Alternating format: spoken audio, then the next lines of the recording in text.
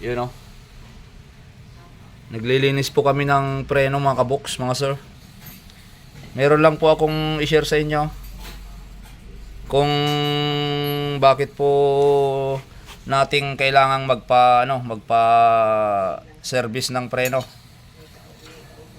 Yan. Ito pong brake pads ni sir. Kung titingnan po natin, makapal pa. Itong isa na to, mahigit kalahati pa. Ayan. Ito naman pong isa, siguro kalahati, mas manipis to konti. Mas manipis to konti. Ayan. Ito, isang point natin dito, isang tanong, bakit po minsan nagkakaroon ng gas-gas itong inyo pong rotor ito. Ayan. Ito, ipapakita ko po sa inyo itong guhit na to sa gitna. Ayan, isa pong purpose niyan, sa pagkakaalam ko, siyempre isa dyan daanan ng hangin. Tapos isa pa, ayan, daanan na rin yan ng dumi. Ayan o. Siyempre pagka nagbawas tong brake pads po natin, pupunta dyan yung yung nakaskas na part niya dito. Lulusot dyan. Ayan. Kapag po yung mga dumi or yung pudpud na parte niya naipon dito, yan, kagaya po nito, yan, uumbok po dyan. Ayan o. Ito po yung magiging dahilan para magasgas po si rotor, mga sir. Ito.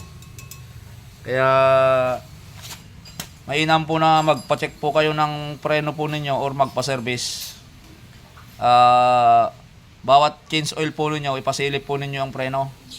Kung okay naman, edi wala pong problema. Linis lang, service, ganyan. Tingnan po ninyo. Ayan o. Ang dumi. Tsaka kumakapal po yan. Yan. Diba? Ginagawa po natin dyan, itong sulok niya na to, itong part na to, itong gilid, kinikikil po natin yan, pinapabilog natin kunti yan para hindi po sila hindi po sila magpalagpo dito sa kanto na to. Yan. Yan po ang magiging dahilan ng maingay na preno. Kapag itong gilid na to, ito, kikita po natin yung kanto na yan. Ayan o. Yan, pagka inilagay mo yan dyan, ayan o. Ayan. Pagka nagpreno po kayo, kakaskas po yung kanto na yan. Kaya ang ginagawa natin, binibilog po natin ito. Ito po yung pad na binilog namin, mga sir. Yan, kanto nya, kinikil po yan. Ito, tingnan nyo po itong isa, itong hindi pa nakikil. Kung papansinin po ninyo yan, yung makintab na yan, ito. Yan po yung sumasabit dito sa may dulo ng rotor disc po ninyo. Yan. Kasi itong rotor hindi naman po lahat to napupudpud or nababawasan. Dito lang po ang may bawas niyan, itong makinis na nakikita po natin. Pero itong dulo, sir, hindi naman hindi sumasayad. Kaya kailangan bilugin. Kaya bilugin mo yan kasi yan ang magkukos ng ingay, sir.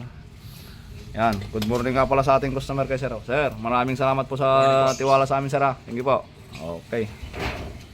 Yun, mga kaboks, sana nakapagbigay tayo ng kunting kaalaman dito sa about po sa brake pads po ninyo. Kahit po sa anong klaseng sakyan yan, nai-apply po yan. Thank you mga sir.